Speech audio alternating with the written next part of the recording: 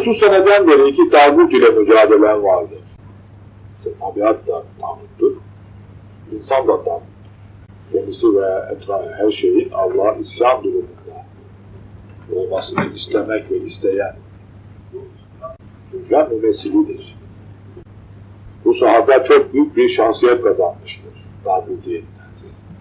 Öylesine ki Firavunlar geri safta kalmışlar tağutiyetten. Tağutu maalesef bazı şeyler, ikinci cildi var şey. Tağutu inkar edip Allah'a inanırsa sağlam kulpa yapışmıştır ki o hiçbir zaman kopmaz. Katiyen ifade ediyor ki femen yekfur bit tağut, mümin-i muvahhid olmak için, Allah'ı tevhid eden mümin olabilmek için Allah'a imandan evvel küfre tövbe etmek şarttır ve bu tövbenin şartı da tağutları asla tanımamaya azmeylemektir.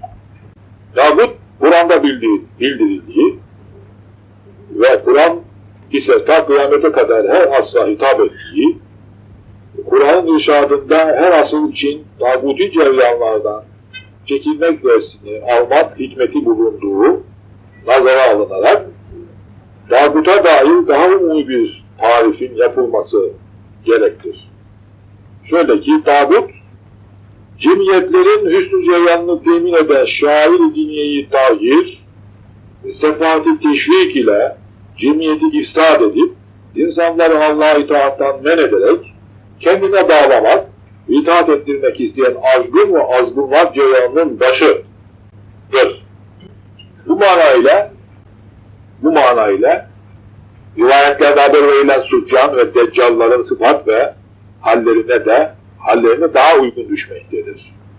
Bununla beraber tağutun şahsından çok, tağutun temsil ettiği ceryanı çığırı olan tağutiyet, tağutçuluk daha şerlidir.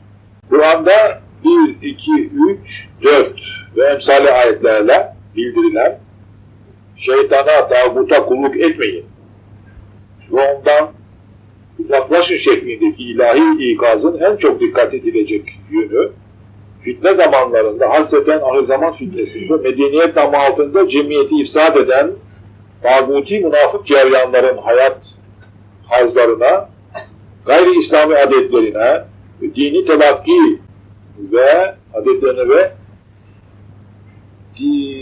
dini haktaki tevhid hakikatine zıt olan prensiplerine şuursuzca uymak, gafletine düşmemektir. Böyle bir gaflete düşmek, tağuta ve onun emrinde çalışan insi münafık şeytanlara tebayet ve onlara kulluk etmek demektir. Çünkü en geniş manasıyla ibadet bir hakimiyet merci, en geniş manasıyla ibadet bir hakimiyet merciine tabi olup emir ve yasaklarına göre hareket etmektir. İnsan ya Allah'a inanıp onun emir ve yasaklarına tabi olup veya inkarla ona aykırı ve ondan başkasının emir ve yasaklarına bağlanarak hareket eder. Allah'ın emir ve yasaklarına aykırı düşmeyen hareketler bu hüküm dışındadır ve serbesttir.